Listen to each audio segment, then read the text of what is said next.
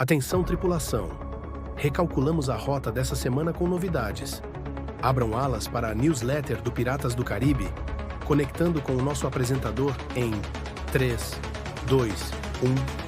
Fala pessoal, separei alguns temas rápidos para vocês, para a gente aqui dar um bate-papo, trazer alguns temas interessantes, rápidos que movimentaram a semana, o mundo da IA, da tecnologia e das Big Techs. E assim, a ideia aqui, vocês sabem que não é só trazer notícia por trazer, na verdade, mas é entender realmente o que começa a impactar o jeito das empresas que trabalham hoje, delas operarem, delas tomarem as decisões, porque a sensação é que a IA saiu daquela fase futurista, sabe? E começa a entrar de vez na rotina corporativa. Então, vamos lá? Primeira notícia da semana é o Papa, ele entrou no debate sobre inteligência artificial. Essa semana, o Papa Leão XIV, ele chamou a atenção ao falar sobre os riscos da IA e sobre a necessidade de responsabilidade no uso da tecnologia. Até parece que não está tendo tanta guerra no mundo, né?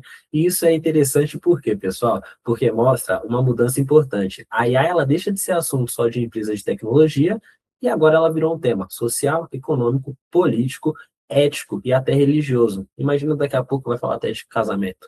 A discussão já não é mais o que a IA consegue fazer. Agora começa a ser como vamos usar isso sem perder o controle.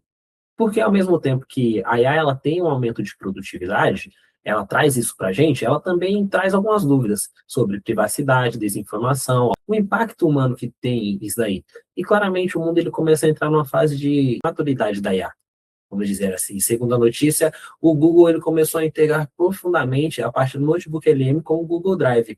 E talvez essa seja uma das notícias mais subestimadas da semana, porque na prática isso é algo que a IA ela traz um fluxo muito real, não é verdade? Para quem ainda não viu, o notebook LM ele funciona como um assistente, um aplicativo que você tem ali no dia a dia corporativo. Você joga a planilha, você joga o PDF, você joga a sua ata do seu contrato, e toda a documentação que você tem ali transforma numa apresentação.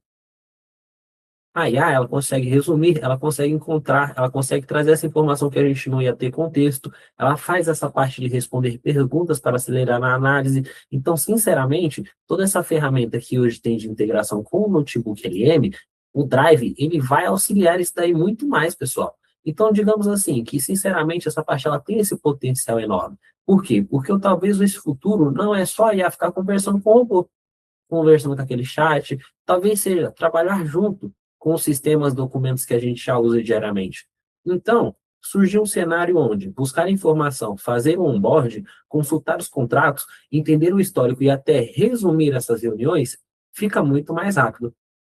Agora eu trago para vocês aqui uma notícia muito interessante, que é sobre mercado. Um executivo da Uber, ele comentou essa semana que os gastos com IA estão ficando cada vez mais difíceis de justificar.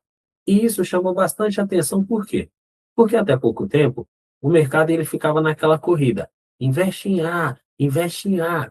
Mas, só que agora o que, que acontece? Que começa a fase racional. As empresas elas começaram a perguntar, qual que é o retorno real disso? Por que a IA custa caro? Muito caro, na verdade. Tem custo de infraestrutura, licença, processamento, implementação, segurança, a parte de adaptação interna de equipe. E então o mercado ele começa a sair daquela fase que era hype e começa a entrar na fase prática. E aí talvez seja uma das maiores mudanças de 2026, que é, não basta falar, nós usamos IA, bater no peito. É agora, essa IA, ela realmente melhora a produtividade? Economiza tempo, reduz custo e melhor experiência ela do cliente. Ela traz essa melhor experiência do cliente. No final do dia, a empresa vive de eficiência operacional, não é verdade? E isso conecta muito com a realidade corporativa de qualquer empresa hoje. Hoje, praticamente, está tudo conectado. Acesso, cadastro, biometria, pagamentos, dados pessoais e comportamentos de usuário.